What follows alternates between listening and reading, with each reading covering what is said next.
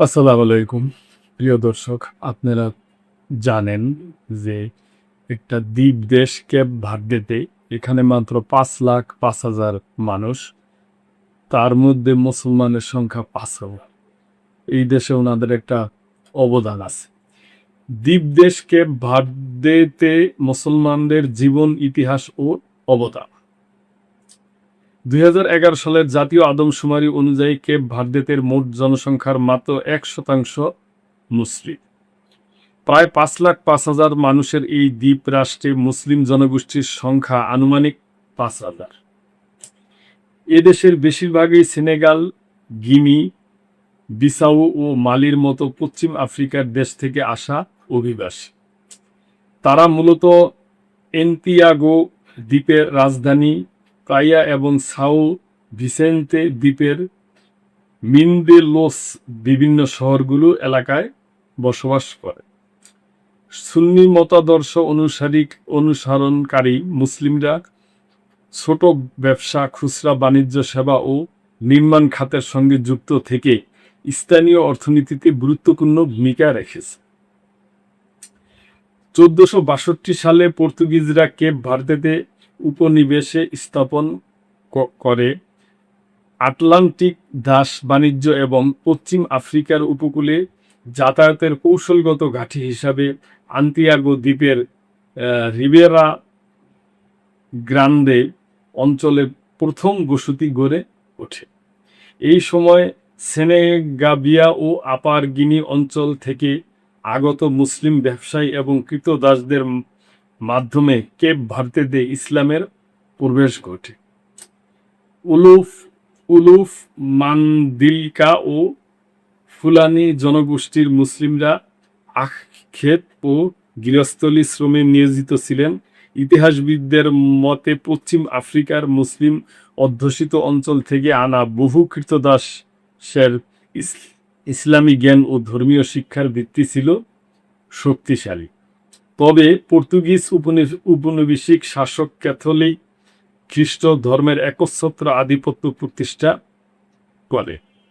মুসলিম কৃতদাসদের জোরপূর্বক খ্রিস্ট ধর্মে ধর্মান্তরিত করা হতো এবং কোরআন তেলাওয়াত, মসজিদ নির্মাণ কিংবা প্রকাশ্যে ধর্মীয় আচার পালনের উপর কঠোর নিষেধাজ্ঞা আরোপ করা হয়। 1594 থেকে 1625 সালের মধ্যে পর্তুগিজ লেখকদের বিবরণে মুসলিম প্রচারকদের রাজনৈতিক হুমকি হিসেবে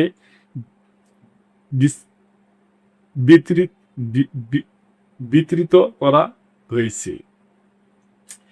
দীর্ঘ দমন নিপীড়নের ফলে কোনো আনুষ্ঠানিক ইসলামিক প্রতিষ্ঠান টিকে থাকতে পারেনি। তবে কেপ ভার্দিয়ান ক্রেওল ভাষা ও সংস্কৃতিতে উলুফ ও মান্দিলকা ভাষার কিছু শব্দ ও সাংস্কৃতিক উৎপাদনের মাধ্যমে ইসলামের ক্ষীণ ছাপ আজও বিদ্যমান।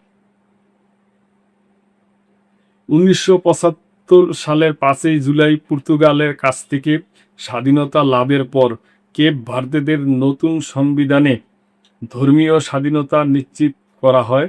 ফলে দীর্ঘ উপনিবেশিক বিধিনিষেধের অবসান ঘটিয়ে মুসলিমরা প্রথমবারের মতো স্বাধীনভাবে ধর্মচর্চার সুযোগ পায়।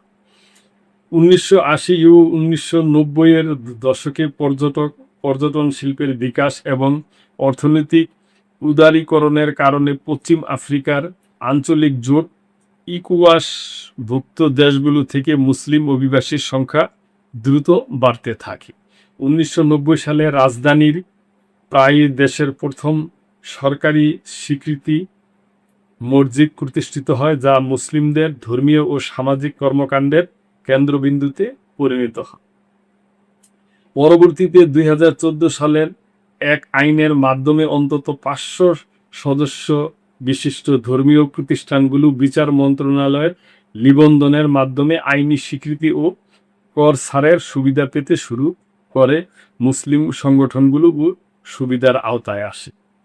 জনসংখ্যা ও বসতির বিস্তার। 2021 সালের জাতীয় পরিসংখ্যান ইনস্টিটিউটের আদমশুমারি অনুযায়ী কেপ ভার্দেতে মুসলিম জনসংখ্যা প্রায় 4,900 জন, যা মোট জনসংখ্যার প্রায় 1%। মসজিদ ও ধর্মীয় অবকাঠামো। কেপ ভার্দেতে মুসলমানদের ধর্মীয় অবকাঠামো এখনও সীমিত। শাল দ্বীপে বর্তমানে 3টি ছোট ইবাদতখানা রয়েছে যেখানে নিয়মিত নামাজ ও জুমার আজান অনুষ্ঠিত হয়। মুসলিম সংগঠন ও নেতৃত্ব। কেপ ভার্দেদের মুসলিমদের অন্যতম প্রধান সংগঠন হল কুমুনিদাদে ইসলামিকা দে কার্বো ভার্দে। তবে ভৌগোলিক বিচ্ছিন্নতার কারণে এটি দেশের সব অঞ্চলের মুসলিমদের সমানভাবে প্রতিনিধিত্ব করতে পারে না। সামাজিক ও সাংস্কৃতিক প্রভাব। সংখ্যায় কম হলেও মুসলিমরা কেপ ভার্দেদের সমাজ ও অর্থনীতিতে দৃশ্যমান অবদান রাখছে। বিশেষ করে খুচরা ব্যবসা, হস্তশিল্প ও সেবা খাতের তাদের সক্রিয় অংশগ্রহণ স্থানীয় ক্যাথলিক প্রধান ক্রিওল সমাজের সঙ্গে সুসম্পর্ক গড়ে তুলেছে। উৎসব ও ধর্মীয় জীবন। রমজান মাসে মুসলিমরা নিয়মিত রোজা পালন করেন এবং ইফতার ও সেহরির মাধ্যমে পারস্পরিক সম্প্রীতির পরিবেশ সৃষ্টি করেন। ঈদ উল ফিতরের দিনে রাজধানীর প্রাইয়ার ক্রীড়া সাউফিল মাল্টিপার্স হলে শত শত মুসল্লি একত্রিত হয়ে ঈদের নামাজ আদায় করে। মুসলিমদের বর্তমান চ্যালেঞ্জ। কেপ ভার্দেতে ধর্মীয় সম্প্রীতি বজায় থাকলেও অভিবাসী মুসলিমদের সামনে কিছু বাস্তব সমস্যা রয়েছে। 2014 সালে প্রবর্তিত কঠোর রেসিডেন্ট পারমিট REJ নীতির কারণে বহু সেনেগালিস মুসলিম কর্মসংস্থান ও বৈধ কাগজপত্র সংক্রান্ত জটিলতার মুখোমুখি হচ্ছে। কেপ ভার্দেতে মুসলমানদের অবদান। বর্তমানে জেরান্ডো গাউন্সিস গোমেস কেপ ভার্দেদের মুসলিম সম্প্রদায়ের সভাপতি হিসাবে দায়িত্ব পালন করছেন। 2022 ও 23 সালে তিনি প্রেসিডেন্ট হোসে মারিয়াস নেভেসের সঙ্গে সাক্ষাৎ করে জাতীয় ঐক্য, শান্তি ও সামাজিক সম্প্রীতির প্রতি মুসলিম সম্প্রদায়ের অঙ্গীকার পুনর্ব্যক্ত করেন। আটলান্টিক মহাসাগরের ছোট এই দ্বীপ রাষ্ট্রে মুসলিমরা সংখ্যায় অল্প হলেও অর্থনীতি, সমাজসেবা, আন্তঃধর্মীয় সম্প্রীতি ও সাংস্কৃতিক বৈচিত্র্য বৃদ্ধিতে গুরুত্বপূর্ণ অবদান রেখেছে। প্রিয় দর্শক, এই নিউজটা আমি আগে আগে পড়লাম, তো আমি ভাবলাম আমার কাছে যে কৌতূহল লাগলো। ছোট একটি দেশ পর্তুগালের থেকে স্বাধীন পাইছে, এখানে মুসলিমদের একটা অবদান আছে, সব ধর্মের লোকেদেরই অবদান আছে। এই জন্য ভাবলাম যে আপনাদের সাথে শেয়ার করি এবং নিউজটা কেটে শেয়ার করছি অনেক বড়, তো উল্লেখযোগ্য অংশ আমি আপনাদের সাথে শেয়ার করলাম। তো প্রিয় দর্শক, এই ব্যাপারে আপনাদের যদি কোনো মন্তব্য থাকে অবশ্যই করবে এবং সাবস্ক্রাইব করে চ্যানেলটি পাশেই থাকবে। আল্লাহ হাফিজ।